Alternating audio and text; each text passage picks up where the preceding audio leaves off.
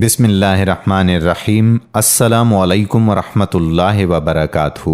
میرے پیارے دوستوں اور میری محترم بہنوں، مال کی بیجا محبت، جمع کرنے کی ہوس اور اس پر اترانا تو بے شک بہت بڑی برائی ہے اور اسلامی زندگی میں اس کا کوئی جواز ہی نہیں ہے۔ لیکن اچھے کاموں میں خرچ کرنے کے لیے زیادہ سے زیادہ حلال مال کمانا ایک پسندیدہ کام ہے تاکہ معاشرے میں غربت اور بے روزگاری کا خاتمہ ممکن ہو سکے۔ آج ہم اپنے مسائل کے حل کے لیے مشکل ترین دنیاوی ذرائع استعمال کرنے کے لیے تو تیار ہیں، اپنا ملک چھوڑ کر دوسری جگہ کو جانے کے لیے بھی تیار ہیں اور برائی سے بھرپور کام کرنے سے بھی ہم باز نہیں آتے، مگر اللہ تبارک و تعالی اور اس کے رسول کریم صلی اللہ علیہ وآلہ وسلم کے عطا کردہ روزی میں برکت کے آسان ترین ذرائع کی طرف ہماری تو توجہ ہی نہیں۔ یہ بہت بڑا افسوس کا مقام ہے۔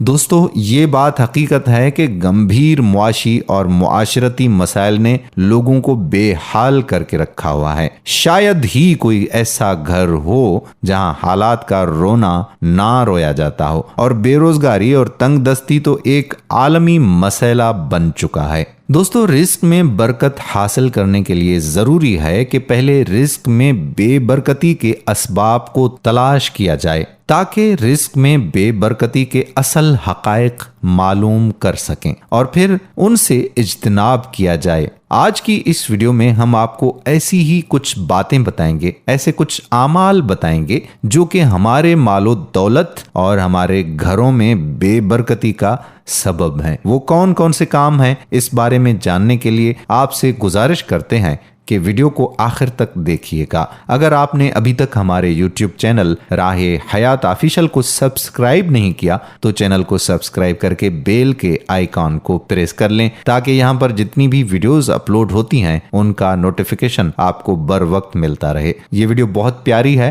آپ کو ضرور اس سے افاقہ ہوگا، لیکن آگے بڑھنے سے پہلے اس ویڈیو کو آپ شیئر ضرور کر دیں۔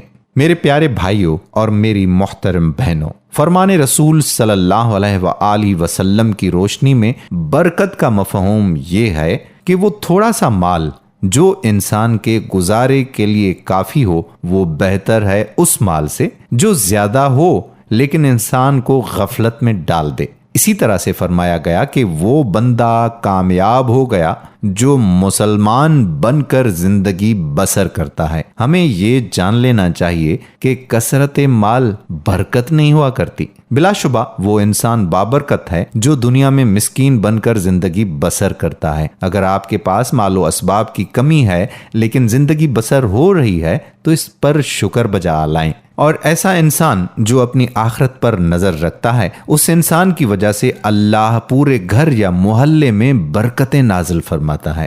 ہمارے پیارے آقا صلی اللہ علیہ وآلہ وسلم نے اس کی ضمانت دی ہے۔ آپ صلی اللہ علیہ وآلہ وسلم کا عالی شان ارشاد سن لیجئے کہ مجھے تلاش کرنا ہو تو کمزور لوگوں میں تلاش کرنا جن کی معاشرے میں اہمیت نہیں ہوتی، جن کی کوئی بات نہیں سنتا۔ تمہیں رزق بھی انہی کمزور لوگوں کی وجہ سے ملتا ہے۔ اللہ اس امت کی مدد اس کے نیک لوگوں کی وجہ سے کرتا ہے۔ مسکینوں سے منہ موڑ لینا اس بات کی دلیل ہے کہ رحمت اور خیر آپ سے روٹ چکی ہے۔ عبداللہ بن عمر رضی اللہ تعالی عنہ کے بارے میں آتا ہے کہ وہ اس وقت تک کھانا نہیں کھاتے تھے جب تک ان کے ساتھ کسی مسکین کو کھانا کھانے کے لیے نہ بٹھایا جاتا۔ وہ مضطرب ہو جاتے تھے۔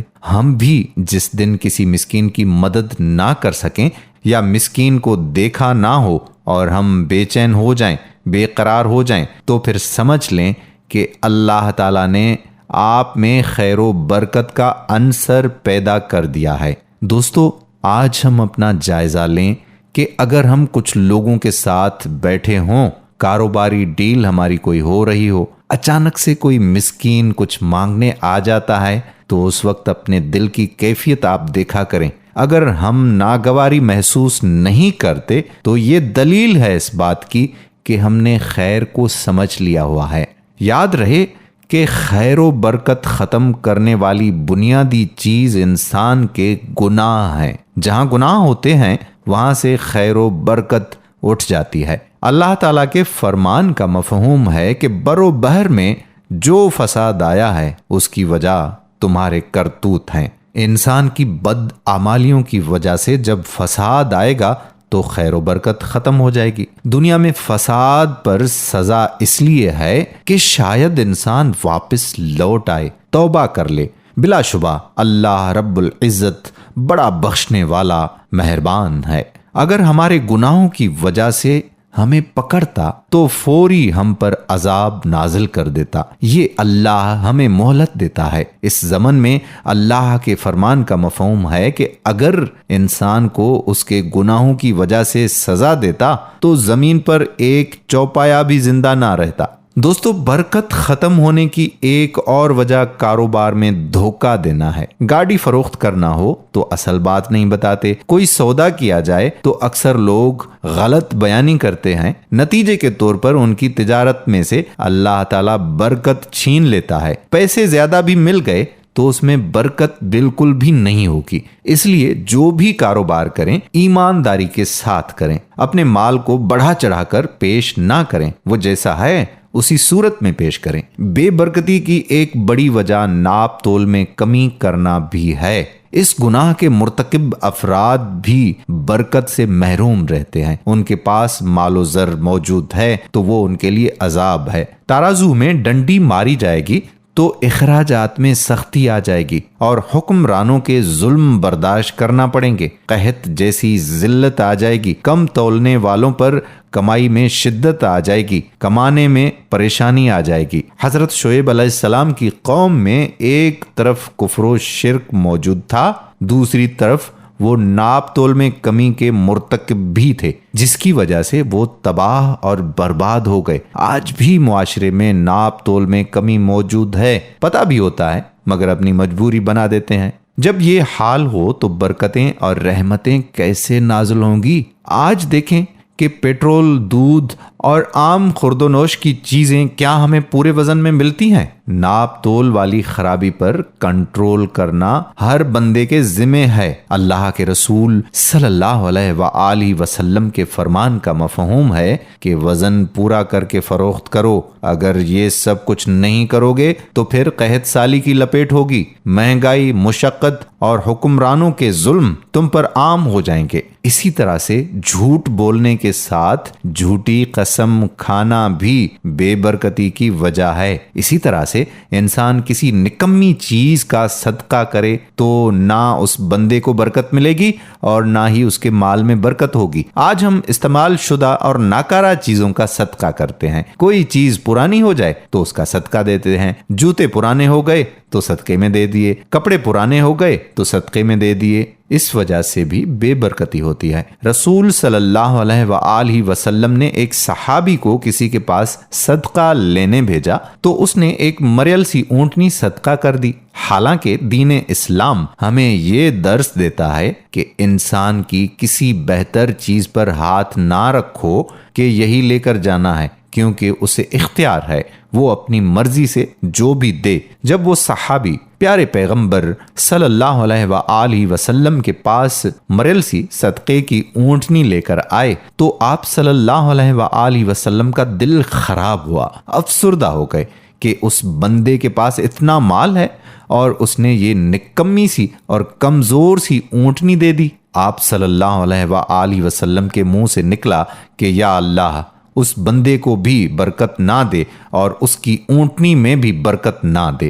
محدثین نے لکھا ہے کہ یہ بد دعا قیامت تک کے لوگوں کے لیے ہے جو کوئی نکمی چیز صدقہ کرتا ہے۔ جب اس بندے کو علم ہوا کہ رسول اللہ صلی اللہ علیہ وآلہ وسلم ناراض ہو گئے ہیں تو وہ اللہ کے رسول صلی اللہ علیہ وآلہ وسلم کے پاس آیا اور اللہ سے معافی مانگی کہ یا اللہ، غلطی ہو گئی ہے۔ پھر بڑی خوبصورت اونٹنی لے کر آیا جس پر اللہ کے رسول صلی اللہ علیہ وآلہ وسلم نے اس کے مال میں برکت کی دعا کی۔ اسی طرح سے بارش بھی اللہ کی طرف سے برکت ہے۔ لوگ جب اپنے مالوں کی زکوٰۃ دینا بند کر دیں گے تو اللہ تعالیٰ آسمانوں سے رحمتیں، برکتیں اور بارشیں نازل کرنا بند کر دیں گے۔ دوستو، یاد رہے کہ تقدیر پر راضی نہ ہونا بھی انسان کے اموال اور گھروں میں بے برکتی پیدا کرتا ہے۔ اللہ تعالیٰ مال کے ذریعے اپنے بندوں کو آزماتا ہے۔ جو بندہ اللہ کے دیے ہوئے تھوڑے سے مال پر راضی ہو گیا، اللہ کی تقسیم پر خوش ہو گیا، تو اللہ تعالیٰ اس میں برکت پیدا کر دے گا، اس تھوڑے مال کو بھی زیادہ کر دے گا۔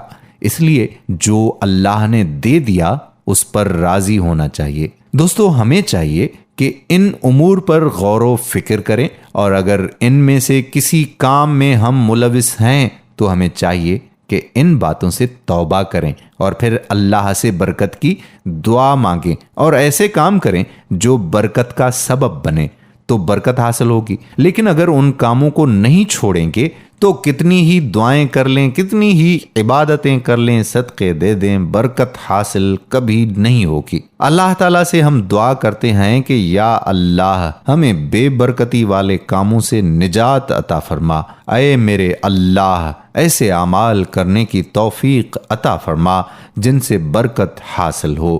یا رب العالمین، اپنے محبوب کے صدقے ہماری غلطیوں کو درگزر فرما، ہمیں معاف فرما، ہم سب کے رزق میں برکت نصیب فرما۔ یہ ویڈیو جو دیکھ رہے ہیں ان کے رزق حلال میں بھی برکت نصیب فرما، اور جو یہ ویڈیو شیئر کر رہے ہوں ان کے رزق حلال میں بھی برکت نصیب فرما۔ یا اللہ، ان سب کے صدقے میرے اور میرے بچوں کے رزق حلال میں بھی برکت نصیب فرما۔